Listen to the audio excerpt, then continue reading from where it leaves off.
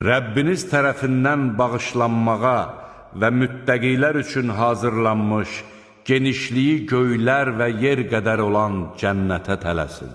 O müttəqilər ki, bolluq zamanı da, qıtlıq zamanı da mallarından Allah yolunda xərcləyir, qəzəblərini boğur və insanları bağışlayırlar. Allah yaxşı iş görənləri sevir. O kəslər ki, bir pis iş gördükdə, yaxud özlərinə zülm etdikdə, Allahı xatırlayıb günahlarının bağışlanmasını diləyərlər. Günahları Allahdan başqa kim bağışlaya bilər? Onlar bilə-bilə etdiklərinə görə israr etməzlər.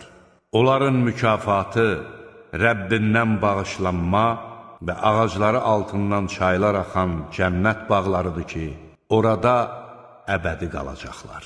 Yaxşı əməl sahiblərinin mükafatı necə də gözəldir.